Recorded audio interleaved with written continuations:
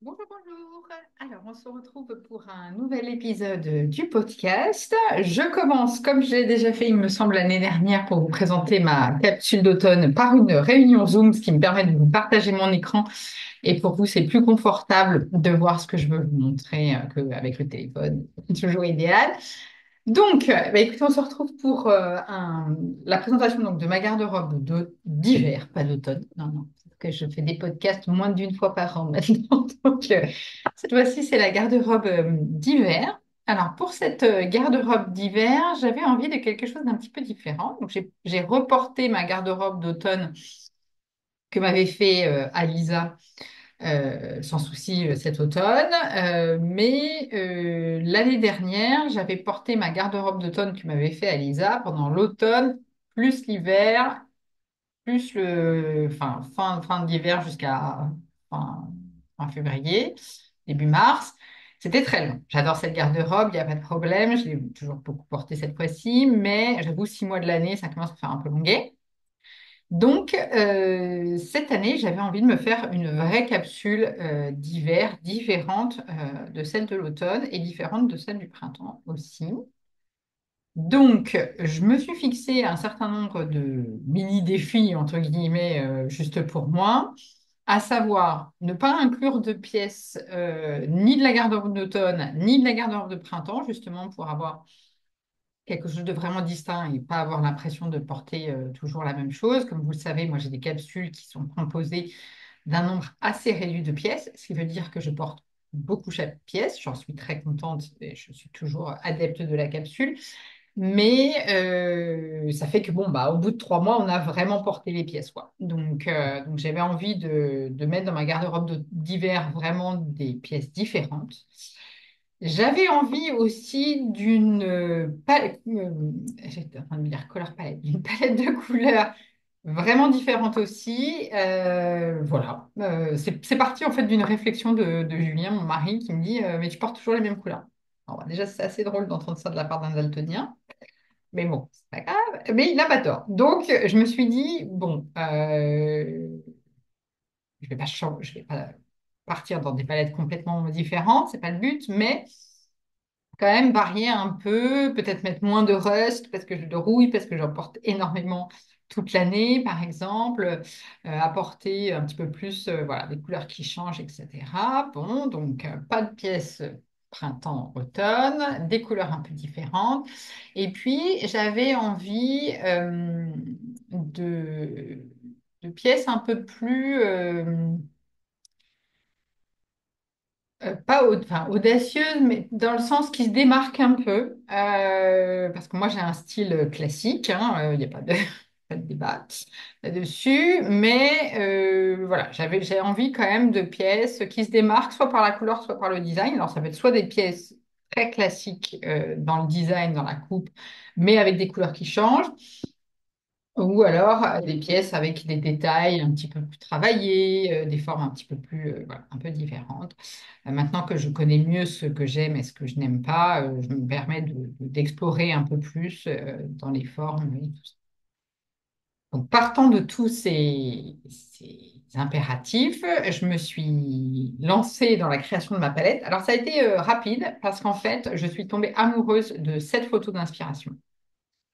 Voilà, j'adore. J'adore le combo de couleurs, voilà, et le décor et la dame, hein. Voilà, j'aime énormément cette palette de couleurs. Je trouvais que ça reflétait bien ce dont j'avais envie pour mon hiver. Quelque chose d'assez joyeux quand même dans les couleurs aussi. Bon, à côté de ça, j'ai des inspirations beaucoup plus classiques hein, aussi, mais globalement, voilà. Je me suis dit, j'aimerais bien retrouver ces couleurs. Donc, ce que j'ai fait, c'est que je suis partie de mes neutres, hein, évidemment. Il n'y a pas l'écru, mais évidemment, il va y avoir de l'écru dans ma palette. J'ai rajouté les deux couleurs de la tenue, hein, le rouille étant un grand classique chez moi. Ce rose, un peu plus rose, un peu moins pêche que ce que j'ai déjà en garde-robe. Ce jaune qui est tout simplement ma couleur préférée. Euh, Et puis, ces deux couleurs, j'avais envie d'explorer un peu sur des choses un peu différentes. En fait, cette couleur-là est partie d'un coupon que j'avais acheté l'année dernière, que je vous avais montré d'ailleurs l'année dernière, et que j'ai pas cousu. Et j'avais vraiment envie de le coudre.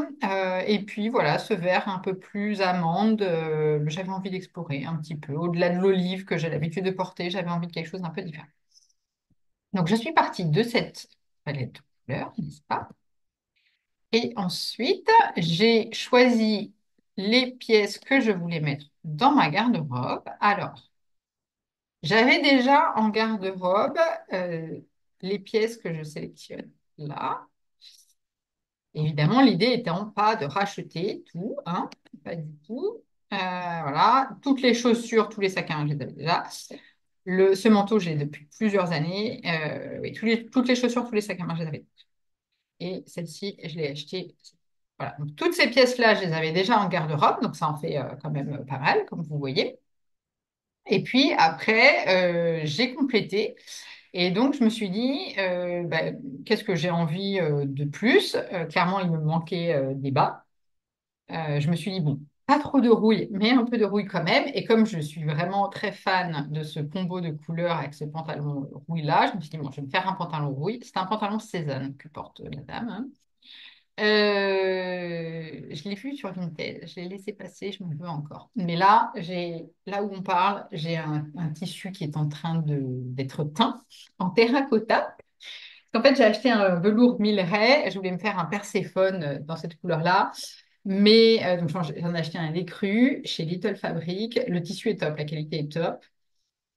Mais les crus étaient plus jaunes que je ne le pensais. Moi, j'ai des idées très arrêtées sur ce que j'attends en termes de couleurs. Et donc, du coup, je n'étais pas trop sûre. Et ensuite, en y réfléchissant, je me suis dit, ouh, Perséphone, pantalon large, est-ce que je vais l'assumer sur du velours écru? Je ne suis pas sûre. Donc, j'ai décidé de le teindre en terracotta. Et c'est en train d'être fait au moment où nous parlons. J'ai reçu la teinture ce matin, vous voyez, et j'ai fait. Donc, je me suis dit, ok, donc je vais rajouter un bas terracotta, très bien. Il me faut deux autres bas en plus, parce qu'en général, moi j'aime bien tourner sur cinq six bas. Il n'est pas exclu, je rajoute quelque chose en plus, mais bon, bah, pour l'instant, 5 bas, ça ira bien. Donc je me suis dit, je vais rajouter un pantalon un peu qui soit, je voulais à la fois un pantalon à la fois suffisamment habillé pour aller au travail et suffisamment à la cool pour le porter à la maison, parce qu'en fait, force est de constater que je ne vais qu'un jour par semaine au travail. Donc, ce n'est pas nécessaire d'avoir énormément de pièces entièrement taguées travail. Il faut vraiment qu'elles soient toutes polyvalentes, parce que sinon, ça ne sert à rien. Et j'aime énormément porter des jeans blancs ou écrus l'hiver, toute l'année en fait. J'aime beaucoup. Le mien est mort, bah, parce que ça reste quand même fragile, un jean blanc, n'est-ce pas? Donc le mien est mort, donc j'en ai commandé un chez Balzac dans leur partie seconde main, et j'attends de voir ce que ça va donner, sinon je continuerai d'investiguer ou je me le ferai moi-même à partir du jean qui est mort, je le déferai, enfin, je le découdrai et puis je m'en servirai comme ça. Donc, vous aurez compris, c'est de là à faire. Et alors, dans les hauts, je me suis dit, bon, donc j'avais, remettre, vous voyez mieux. J'ai déjà tout ça. J'aurais pu le faire avant, je ne dis rien, mais c'est pas grave. Non, hop, j'avais déjà tout ce duo. Et je me suis dit, bah, j'ai envie d'un gros pull doudou avec de la texture. J'avais envie avec de la texture. J'ai flashé, mais je suis tombée complètement amoureuse de ce pull jaune de chez Sessoun que j'envisage de l'acheter. C'est très rare, très très très très rare que j'achète un pull. En clair, ça n'arrive pas quasiment jamais. Mais là, vraiment, je l'ai vu en vrai, la couleur est canon, il y a des jolis détails et tout. Donc, j'irai l'essayer la semaine prochaine en magasin. Je pense que je me l'offrirai pour Noël ou j'attendrai les soldes. Et puis, j'avais envie donc d'explorer un petit peu. Alors, j'avais envie d'un t-shirt tout simple marron parce que j'ai très très peu de t-shirts tout simples et j'ai beaucoup de mal en fait à trouver des t-shirts qui me conviennent, hein. On dirait pas comme ça, mais T-shirt, on a l'impression que c'est ce qu'il y a de plus basique, mais en fait, quand on cherche un t-shirt de la bonne couleur, la bonne encolure, euh, de la bonne matière, parce que moi, j'aime pas 100% coton tout raide, moi, je ne supporte pas, je ne porte jamais ça. J'ai de plus en plus de mal avec les encolures très proches du cou. Enfin bon, bref, donc je me suis dit, bah, je vais m'en faire un, hein. Évidemment, ça me... Ah, mais bon, en faire un, c'est pas grave, c'est pas mon faire un t-shirt. On en reparle dans un instant. Ce tissu-là, je l'ai acheté chez Maison Bobine l'année dernière. Je ne l'ai pas utilisé. Et comme il y avait toutes les couleurs de ma palette dedans, en fait, il est cette couleur-là plus du noir, hein, ces trois couleurs-là plus du noir, je me suis dit, bon, bah, là, il n'y a pas moyen. Faut faire quelque chose. Et puis, j'avais envie de me tricoter un pull, un gilet dans une couleur un peu fun. Et donc, je vais me tricoter un gilet dans cette teinte, entre amande et vert de gris. J'ai repéré des laines. Je pense que je vais commander plusieurs. J'ai repéré plusieurs qualités de laine. Je vais commander pour pouvoir faire des échantillons et des tests. Donc, j'avais finalement les trucs les plus classiques. Et puis, j'avais envie de rajouter des couleurs un peu, vous voyez, soit en achetant, soit en faisant. Et pareil pour les manteaux et les robes. Pour le manteau, j'avais celui-là, que j'ai depuis de nombreuses années, qui est un manteau pro mode, le modèle de Gisèle. Et du coup, j'avais envie, bah, pareil, de me faire des manteaux, mais dans des teintes ou des formes un peu différentes. Donc, on en reparle, mais voilà les choses que j'avais envie de rajouter. Donc, un design un peu spécifique. Et la robe pull, c'est avec le coupon que je... Tiens, je l'ai pas mis dans la liste. C'est avec le coupon dont on va reparler tout à l'heure. Donc, au final, ça nous donne euh, rien, un petit programme de rien du tout, n'est-ce pas? Donc, à acheter, je pense, le jean et le pull. J'hésite le pull, pourquoi? Parce que, en fait, dans ma capsule de printemps, j'ai un gilet de cette couleur-là qui avait été ajouté par Alida parce que j'ai de la laine. J'ai de la laine. Non, j'avais tricoté un gilet l'année dernière, mais l'encolure n'allait pas. Je suis deg hein, parce qu'il est fait en entier. C'est vraiment con. Mais l'encolure rebique, ça ne marche pas. Donc, c'est vraiment dommage, hein, parce que vraiment, le pull est fait en entier, n'est-ce pas? Le gilet est fait en entier. Euh, c'est quand même un peu dommage. Il faut pas envie de défaire, hein. Voilà. Donc voilà, donc il est quand même juste exactement de cette couleur-là et c'est ce qui me fait hésiter. Je me dis, est-ce bien raisonnable d'acheter un pull de cette teinte, exactement la même couleur, n'est-ce pas, quand même, on peut le dire. Est-ce bien raisonnable? Donc, je me laisse le temps de réfléchir. Je vais défaire déjà celui-là qui, de toute façon, doit être retricoté pour ma garde-robe de printemps. Donc, je vais le défaire et puis je vais le défaire et puis je vais aller essayer le pull en magasin et puis en fonction de ça, je verrai. Ah oui, ce que j'ai fait aussi, c'est que évidemment, je n'ai pas encore toutes les pièces dans ma garde-robe. Il y en a qui me proposent et d'autres qu'il faut que j'achète. Par contre, j'avais constaté les fois précédentes que quand j'avais beaucoup de pièces dans ma garde-robe planifiée, on va dire, mais que je n'avais pas encore en vrai, ça générait beaucoup de frustration pour moi. Parce que sur le papier, j'avais une garde-robe qui fonctionnait bien et tout ça, et en pratique, il me manquait beaucoup de choses, et donc en réalité, je tournais toujours sur les mêmes tenues.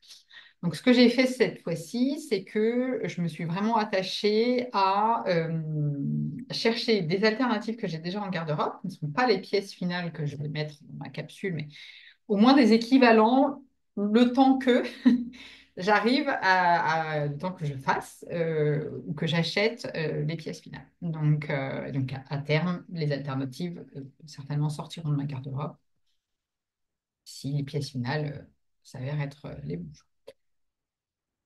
Je ferme, j'ai mon mari qui revient.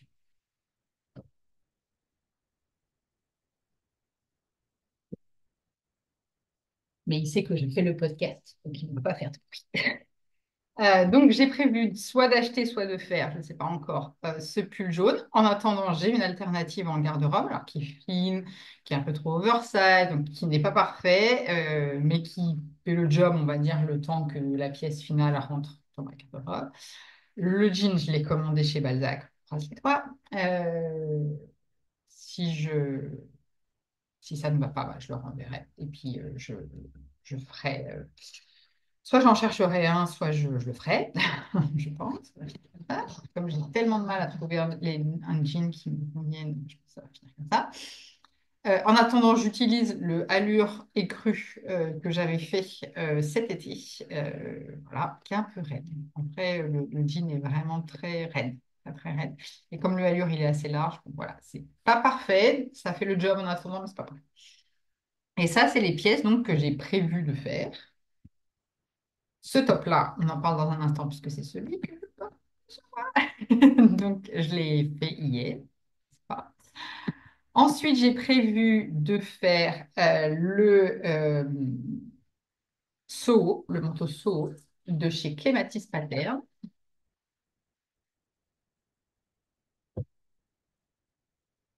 dans un lainage marron foncé que j'ai. Je vous remontrerai ça tout à l'heure quand on prendre. Je vais arrêter peut-être. Là, c'était juste pour que vous voyiez un peu les pièces. Je vais repasser en plein écran pour que vous voyez mieux. Et puis, j'incrusterai les petites miniatures. À tout de suite. Et c'est reparti avec ma tête en grand. Donc, une fois que j'ai eu planifié ma garde-robe capsule, j'ai donc défini la liste des pièces que je voulais réaliser. Et je vais vous montrer ça plus en détail. Donc, vous l'aurez compris, une des premières pièces que je voulais réaliser, c'était un t-shirt. Je vous en parle dans un instant, puisque du coup, c'est fait. Ensuite, je voulais faire deux pantalons. Un pantalon Sorel dans un lainage gris chaud, en fait noir avec un fond beige, que j'ai réalisé aussi, je dois en parler dans un instant. Je vais faire un Perséphone, donc en velours terracotta, le velours qui est en train de se teindre, n'est-ce pas? Ensuite, je veux faire deux manteaux, peut-être même trois. Un manteau Soho, comme ça. Donc, le Soho, c'est ce modèle-là, de chez Clématis Pattern. J'aime beaucoup le petit détail du col montant, des plis sur les épaules et le fait qu'il soit ceinturé aussi, assez court. Je bien le montre court cette saison, avec le petit passant pour la ceinture derrière. Je me tâte donc à faire cette modification à la replier, parce que là il ne ferme pas en fait, il n'y a pas de bouton ni rien du tout. Et j'ai une de mes collègues, elle a un manteau bâche, genre le même, mais avec une pièce qui revient un peu comme ça, et donc le bouton ici, ce qui permet avec la ceinture de quand même le garder bien fermé. Donc je me tâte à faire cette petite modification comme ça. Je vais le faire dans ce tissu, qui est un lainage que j'ai acheté chez Tissu de Rêve, qui est pas de stockage, mais là, ils vendent de l'upcycling de tissus, plutôt de grandes marques. Là, c'est un mélange laine et cachemire. Hein, c'est très très beau. C'est très très beau. Donc, marron foncé. Donc celui-là, vous voyez, c'est pas tellement la couleur qui est originale, c'est plus le design, hein, dans les prérequis que je m'étais mis. Et j'avais envie aussi de me faire une veste absolue d'Atelier Scamit dans un tissu à carreaux, toujours chez Tissu de Rêve. Je ne les ai pas achetés en même temps. Le marron, je l'avais en stock depuis un bon moment. Et celui-là, je viens de l'acheter. J'attends. Hop là.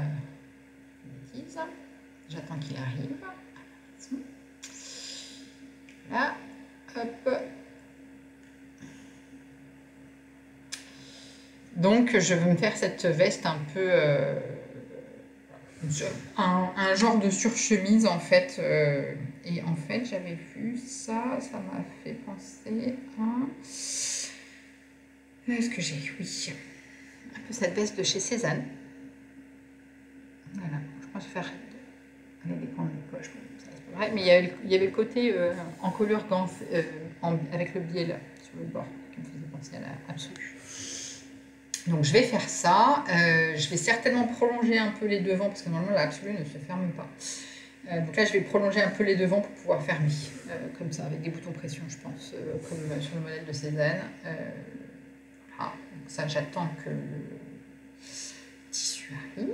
Le modèle de Cézanne n'est pas non plus doublé, hein, on le voit, c'est le cas de la absolue. Hein. Toutes les finitions sont faites au pied. 7 mètres de pied.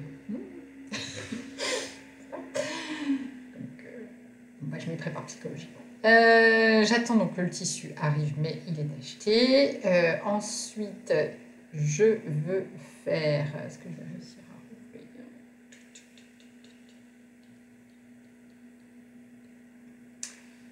ouvrir?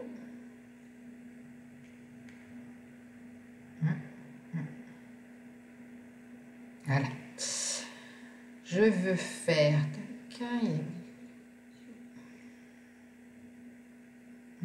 Voilà. Ensuite, je veux faire une blouse dans ce tissu-là. Regardez-moi cette beauté. Que j'ai acheté chez Maison Bobine. Alors là, vous voyez moins bien les couleurs. C'est plus blanc.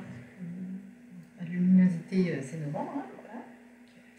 Mais du coup, les couleurs sont juste parfaites. En fait, il y a ce vert amande, vert du gris, un peu, voilà, du jaune, du pêche, du blanc, du noir.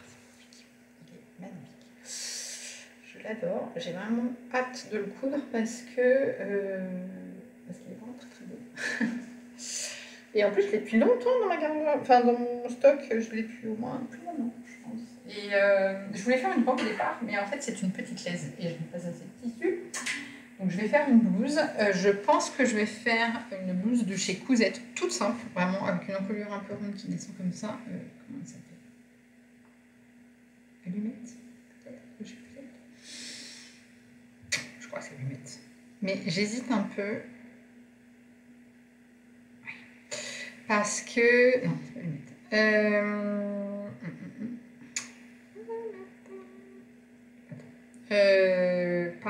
Parce que ce sont des manches un peu larges, un peu boule, on va dire. Ce qui est très. Lorette. Mais.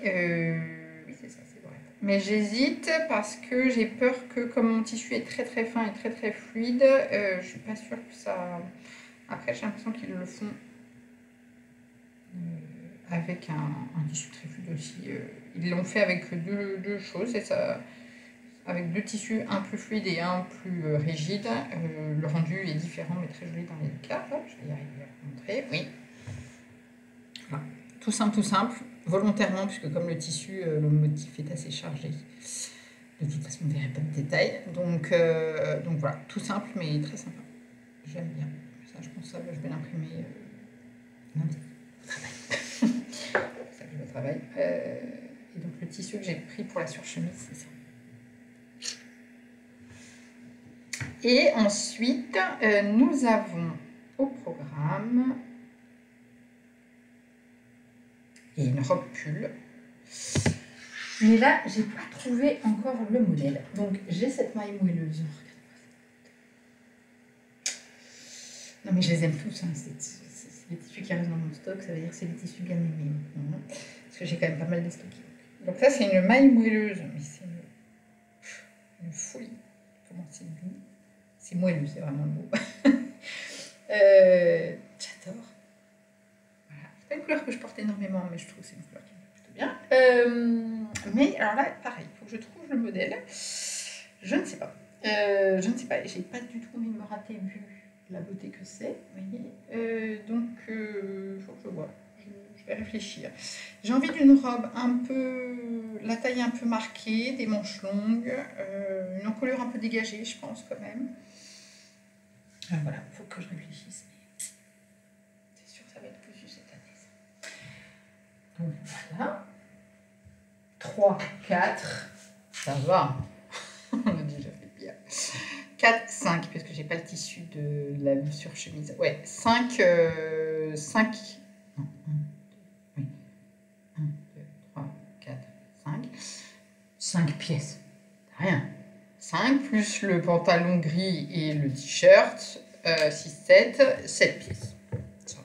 7 pièces. Et puis, je veux me tricoter ce gilet-là. Ça devrait bien facilement se trouver. C'est un gilet tout simple. Il faut que je regarde pour les modèles. Je suis sûre que chez Petite Knit ou autre, je vais trouver l'équivalent. Donc voilà, le programme, c'est une blouse, donc pas 8 mètres, on a dit, hein, Lorette, de chez Cousette, le t-shirt marron Rachel, dont on parle dans un instant, ensuite 2 pantalons, donc le pantalon Perséphone en velours Milleray, le pantalon Sorel en lainage gris, et 2 manteaux, la veste absolue et le manteau Soho. C'est tout, c'est bien. Et j'avais aussi prévu de me tricoter la veste Esther de Petite Knit que je vais vous montrer puisque j'ai fini cette pièce. Je vais d'ailleurs commencer peut-être par là. Comme c'est la seule pièce tricotée que j'ai finie. J'ai pas beaucoup tricoté. Enfin, j'ai eu un gros passage à vide côté couture et tricot. Ça commence à revenir. Voilà, donc c'est un patron de Petite Knit, un cardigan avec un motif qui est fait en point de riz, le reste en jersey en noir et jersey en vert, n'est-ce pas? C'est un gilet assez court.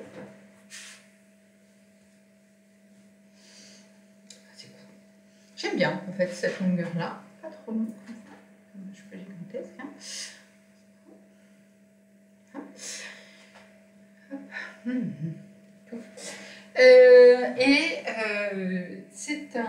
Ça se tricote en grosses aiguilles, parce que je vois que je l'avais tricoté en aiguille 5. Je l'ai tricoté uniquement avec des laines de mon stock. J'avais envie d'un gilet blanc avec de la texture comme ça. Bon.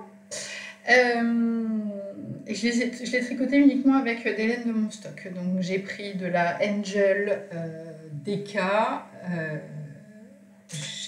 J'ai pris plusieurs qualités de chez Chester Wool. Donc c'est de la laine qu'on peut... Chester Wool, c'est un grossiste. Et donc c'est de la laine qu'on peut atteindre en fait. Et moi je l'ai laissé de la couleur naturelle. C'est tout à base de cachemire, de soie, d'alpaga et de mohair. Voilà, donc ça ne pique pas. Ça ne pique pas du tout. Donc je le porte très souvent. Je l'aime beaucoup. Alors il est assez lourd, hein, parce que j'ai tricoté genre 3 ou 4 fils pour avoir le bon échantillon. Mais je l'aime vraiment beaucoup. Il est très sympa. Donc le motif se continue dans le dos. Voilà, il est tout simple. Et en fait, je préfère, parce que vous voyez, là, je suis en train de tricoter un modèle, toujours de chez Petite Knit, la veste Dagmar, qui est le dernier modèle qu'elle a sorti avec des torsades. Je crois que je vais la défaire. Je parle doucement parce que mon mari, quand je suis rentrée de chez Lille Wiesel avec la laine et que je lui ai montré le modèle, il m'a fait « Ouais, je te vois pas trop porter ça. » Je suis sûre que tu vas le défaire. Ça le rend fou, en fait, quand je défais des modèles. Dieu sait si ça m'arrive. Moi, ça m'en fout. Moi, je défais. Quand ça me plaît pas complètement, je défais. C'est pas un problème. Lui, ça le rend un peu... Voilà. Bref. Et il me fait... Et donc, genre, hier, quand je lui ai dit, je pense que je vais peut-être le défaire, il était mort de rire. Je le savais, je le savais. Bref, et je préfère parce que vous voyez, la texture est du coup plus plate. Bon, après la laine est beaucoup plus souple aussi. En fait, la laine que j'ai choisie, qui est de la Pernilla de chez Filcolana, est beaucoup plus raide. C'est pas ce que j'aime. Moi, c'est vraiment quelque chose que j'ai constaté au fil là, de mes explorations de style, entre guillemets. C'est que moi, je n'aime que les matières souples. Je ne supporte pas les matières un peu raides. C'est-à-dire même la popeline de coton pour une chemise, c'est trop raide pour moi. Oui. Donc, Mes chemises, elles sont en soie. Je ne supporte pas le coton rigide. Sur les t-shirts, je ne supporte pas le coton rigide. J'ai l'impression d'être je sais pas. Donc, moi, je n'aime que les matières très souples, y compris en tricot. Voilà. Donc, j'aime beaucoup. Je le porte très souvent. Là, en ce moment, je le porte en veste. Parce qu'il est chaud. Voilà. Là, je vais aller comme ça. Tout à l'heure, je pars au piano. Hop.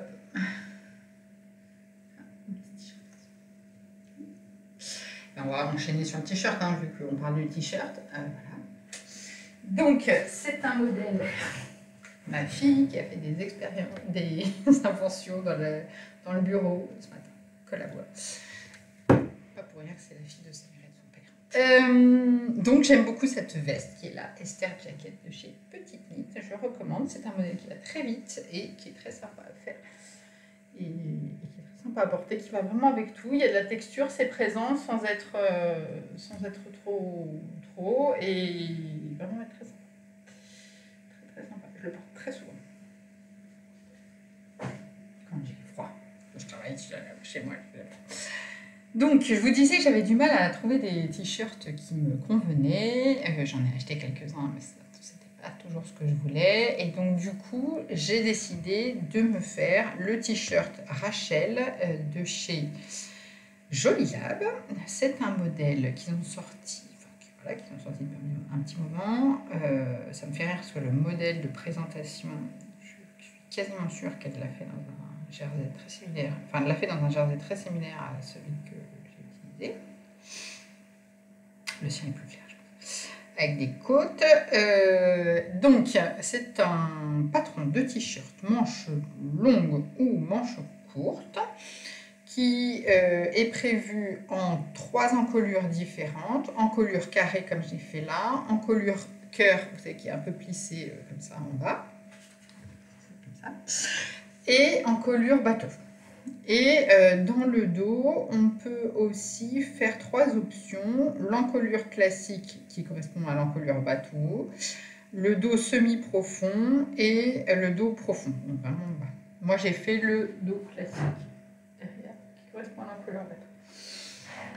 J'aime pas avoir le dos découvert. Voilà, je l'ai fait hier, très rapide. C'est un jersey qui vient de chez Cousette. Je suis à ça de m'acheter le écru, pareil. Hein. Ça va venir, je pense. Il est très sympa, très facile à coudre, jolie couleur caramel, comme vous voyez. Pour moi, c'est du grand classique, hein, rien de voilà. Mais j'aime beaucoup l'encolure. Moi, j'aime bien les encolures dégagées. Je pense que je vais quand même faire l'encolure bateau aussi. Un t-shirt avec l'encolure bateau aussi. J'aime beaucoup cette encolure comme ça. Ça fait classique, mais un peu moins classique. Moi, j'aime bien porter des colliers et tout ça. Donc, c'est bien. Je trouve ça joli et féminin d'avoir un peu de haut dégagé.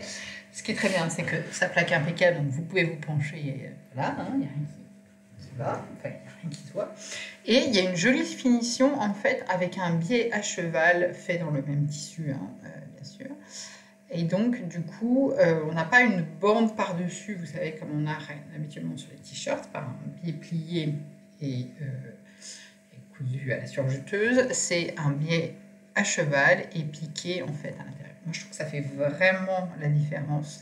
C'est la partie la plus difficile, entre gros guillemets, du montage du t-shirt, c'est de faire propre le biais d'encolure.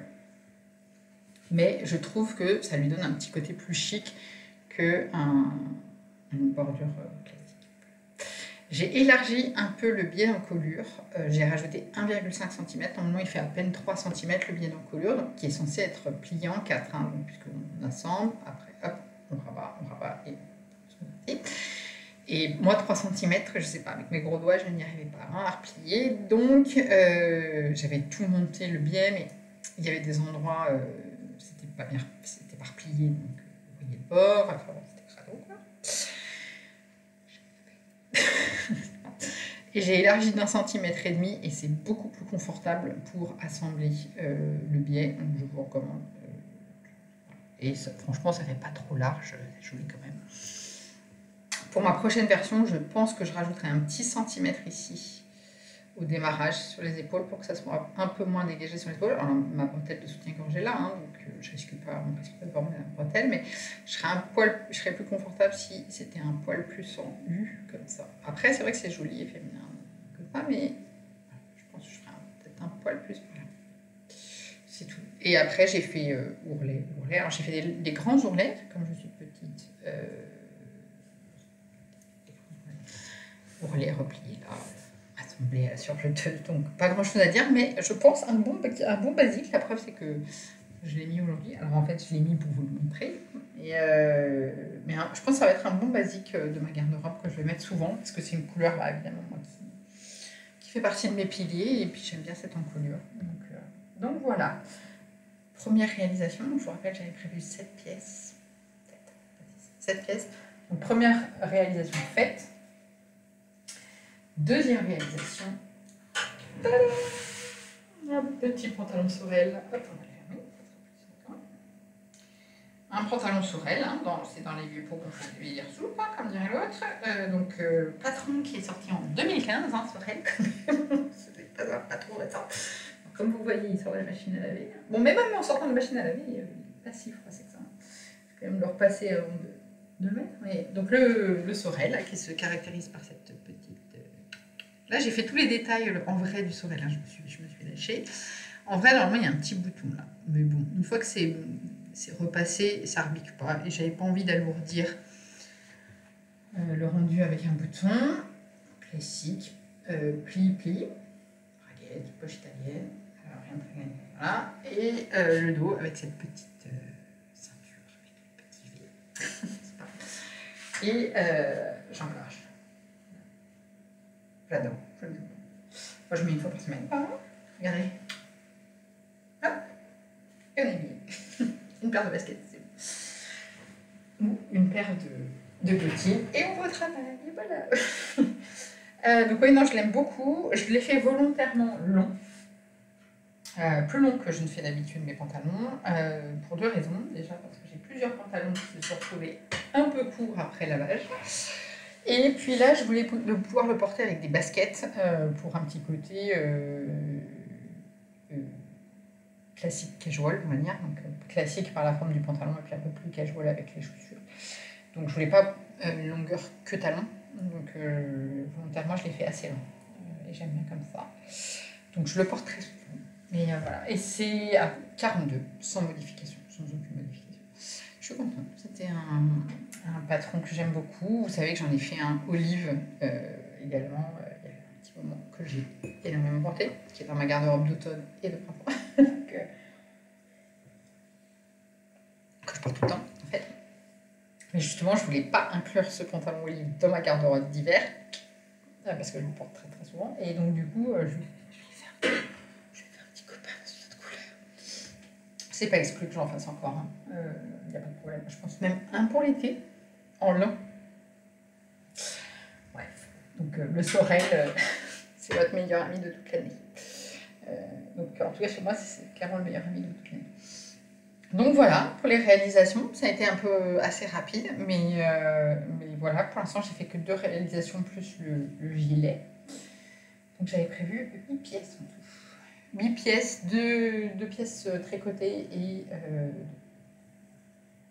6 pièces cousues. Hein. Voilà. Et donc il me reste les pièces cousues à faire. Ouais. Je suis en train de réfléchir à quel tissu il me manque. Pourquoi j'ai que 5 tissus là? J'ai que 3 tissus, plus là.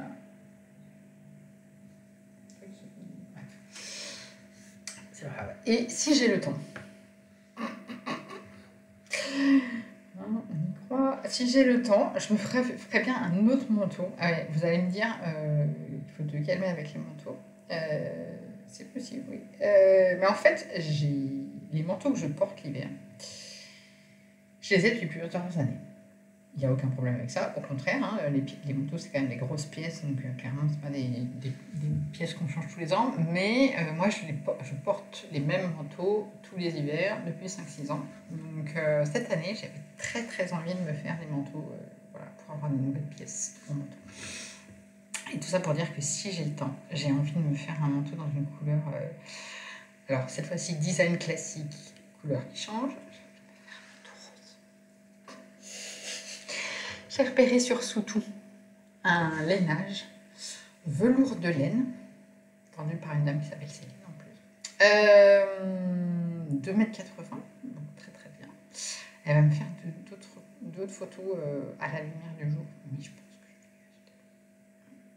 s'il est vraiment rose un peu orangé, là, ça sera une pièce parfaite de ce rose un peu plus rose que rouille. Ça serait canon. Et j'hésite aussi à me faire encore... voilà. J'hésite aussi à me faire un slip-over, vous savez, une veste sans manche. J'en avais fait une l'année dernière, j'hésite à me refaire une cette année. J'hésite encore la couleur, soit marron, mais bon, c'est un peu très toune, soit rose.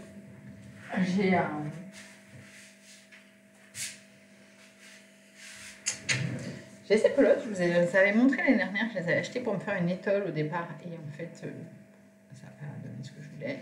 Donc là, j'ai que le mérino, mais c'est facile de trouver un mohair assorti. J'en ai 2 pelotes. Pour un slip-over, ça devrait pouvoir le faire. Parce qu'il y a 250 mètres, oui, mais pour un slip-over, on n'a pas besoin de 50. Au pire, j'en rachète une, c'est un problème. Parce que je n'assumerai pas forcément toute une pièce rose comme ça, vous voyez. En tout cas, pas un tricot, un manteau. Puis un manteau, c'est vraiment pour le... Si je me fais un manteau de cette couleur-là, c'est vraiment pour le kiff, quoi. Je le mettrai, c'est certain, mais bon, c'est pas grave si je le mets pas 1500 fois, ça me fait trop rire. Je suis en train d'échanger avec Elisa, qui avait fait ma garde-robe l'année dernière, et je lui demande, est-ce qu'il faut que je change le col du seau, comme ça, machin, fait, oh non, je le préfère au naturel, il est plus chic. Donc, le modèle original. Donc je vais faire le modèle original, je pense, j'hésitais, mais voilà. Elle me répond, on est en train d'échanger, vous voyez. Et oui, donc je lui disais voilà, que j'avais envie d'un manteau de cette couleur-là. Parce qu'en fait, au départ, j'ai vu ce manteau-là. Il me dirait pas rose. Il est vert d'eau. Mais vous voyez, une forme très très classique avec une couleur qui change, quoi. J'avais envie un peu. Et elle me disait qu'elle aussi, elle avait envie de quelque chose, d'un manteau un peu comme ça. Enfin, bref, on échange beaucoup sur mes garde-robes capsules en ce moment. Et voilà, c'est à peu près tout. Donc j'attends de voir la couleur de ce lainage. Il y a bien moyen que je craque. Mais ce matin, j'ai coupé le seau. Donc ce que je vais faire, c'est que je vais... Oui, j'ai le temps. J'hésite, soit je vais peut-être aller marcher un peu. Mais je pense que demain, je vais faire la toile du seau et que je le ferai donc dans ce lainage-là. En attendant de recevoir celui à carreaux pour faire le absolu. Ça va être bien ça. Il est beau, il est fin, mais il est chaud. Magnifique, magnifique. Et par contre, il faut que je trouve une ceinture pour aller avec. Ce que je pensais faire, c'est que je pensais acheter une ceinture sur Vinted, mais j'attends d'avoir le manteau fait, pouvoir comparer la longueur des ceintures que j'ai déjà avec ce qu'il faut pour ceinturer le manteau.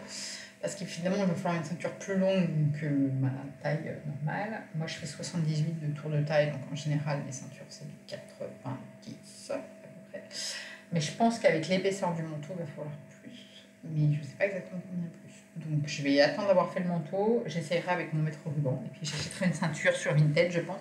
J'en ai vu des sympas chez Bache, ou chez Cézanne, avec les boucles un peu. Voilà, c'était court, mais pas tant que ça. Et surtout, j'espère revenir un peu plus régulièrement. Je pense que la prochaine fois que je reviendrai, ce sera pour vous montrer le seau, justement. Je vais peut-être essayer de faire, je dis ça à chaque fois, des vidéos plus courtes, mais pour vous montrer plus régulièrement l'avancée des choses. Donc peut-être la prochaine fois, seau plus Perséphone terracotta, c'est bien ça. Et puis voilà. Puis ben, n'hésitez pas à me dire ce que vous pensez de ma garde-robe capsule. Si vous avez des idées pour le patron de la robe, ce serait super. Et on se voit bientôt.